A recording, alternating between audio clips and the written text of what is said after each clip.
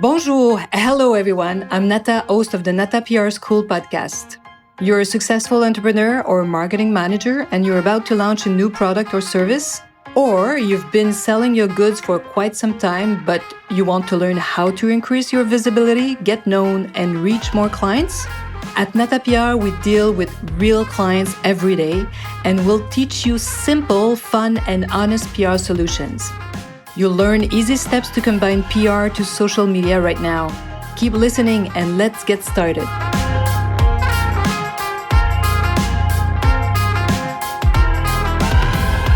Bonjour, hello, and welcome to this 63rd episode of the Nata PR School podcast. Magazines in the digital age. Do you love magazines as much as I do?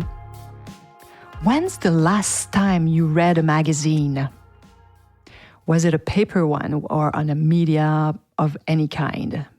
Did you read a magazine on your iPhone, your iPad?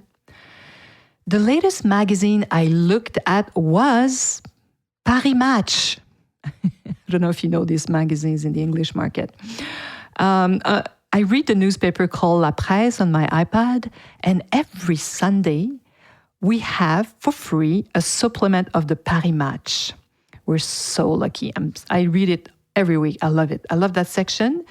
And it's not the entire magazine, obviously. It's just part and kind of different sections that we have for free. But this is where I can see articles about the great French stars of my childhood. And sometimes you can talk about international stars as well, because I don't know if I told you that. I always say that I'm going to be the Jane Fonda of PR one day. So not so long ago, a few months back, Jane Fonda was on the cover of Paris Match to my great pleasure. She's more than 80 years old and she still makes covers of magazines. How cool is that? So on the last issue of Paris Match, there was an article with Paul Belmondo, son of the megastar, oh my God, célébrissime, as we say in French, this amazing, huge phenomenon, huge megastar, Jean-Paul Belmondo. Maybe you know him. He's played in so many movies. This is an incredible actor. Like we won't see these people, those monster anymore, those crazy personalities, bigger than life. So, and it was really interesting to read about how his son is talking about his father. So that was a great piece. And besides, of course, my nostalgic side, which I indulge with Paris Match, I love the big interviews with international stars. Why? Because I get access to different point of views.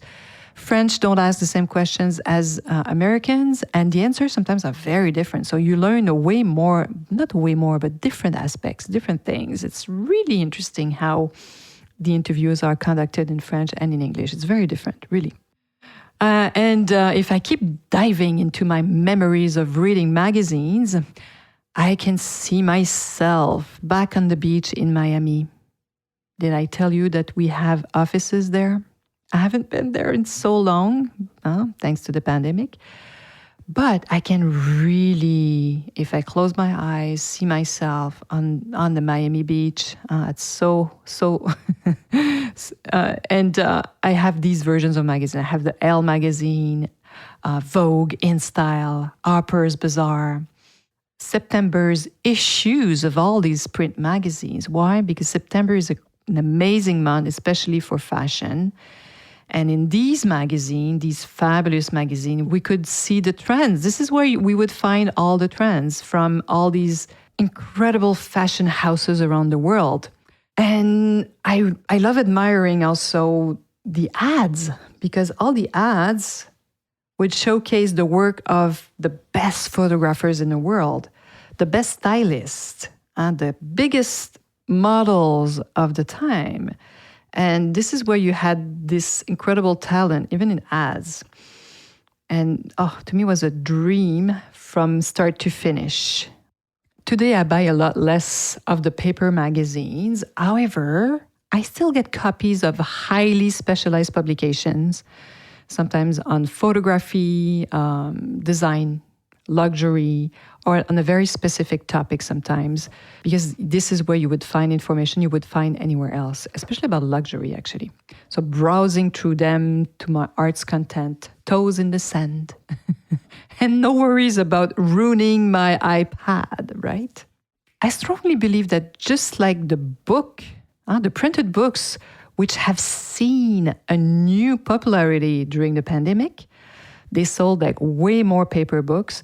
The print magazines that feed our fantasies have a bright future. I really believe that. Why? Because there's nothing like print media for showing off the highest possible image quality. And not just that. Maybe you're like me, after spending the day sitting in front of a screen, a computer. Oh, I'm so tired. I want to do something else. My eyes. This is why I love listening to the radio or podcast, because I don't need to use my eyes. But reading a newspaper is so different to me.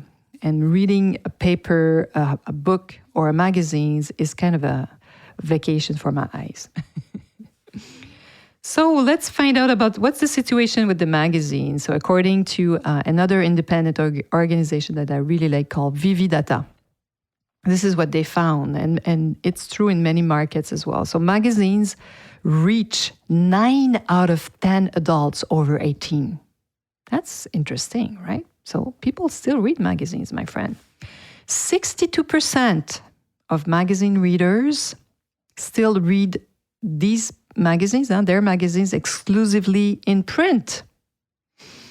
So paper is not going to disappear. I don't think so. 62%, so it's still high. And half of magazine readers have run a search for a product, a brand, or a service after reading an article or an advertisement on it. And 1 in 5 has purchased a given product or service. And if you don't remember those, all these information are in the notes below the podcast. So don't worry, it's all printed there.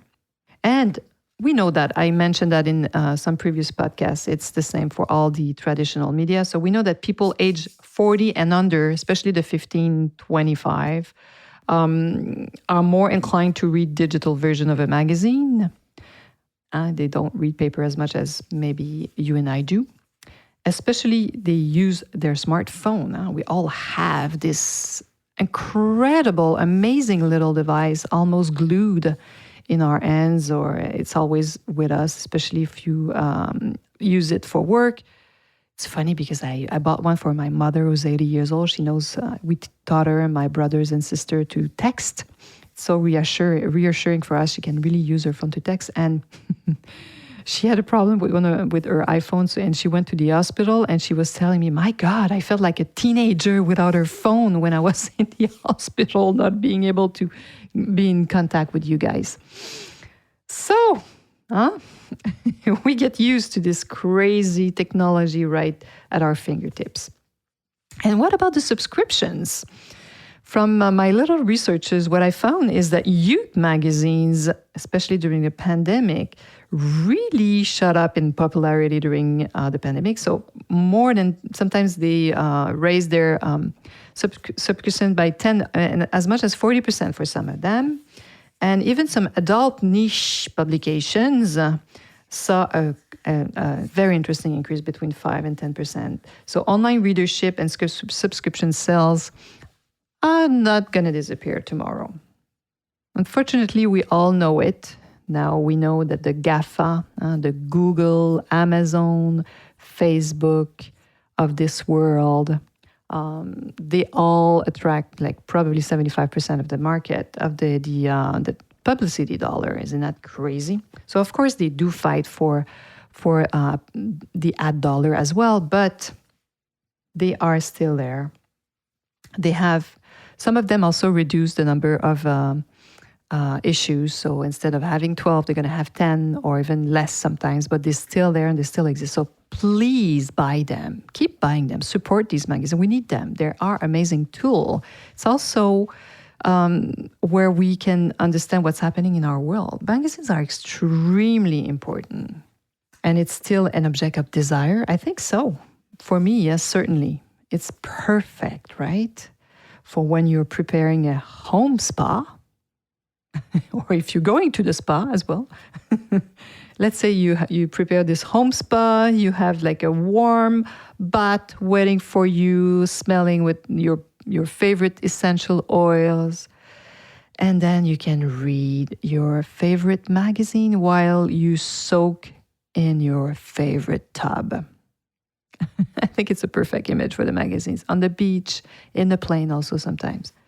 So hopefully you've enjoyed this episode and that this PR marketing little moment gave you some ideas and some understanding also of what's happening in our public relation world and what are the let's say the players that we need to work with. So hopefully you've enjoyed this episode and that you will be joining me next week.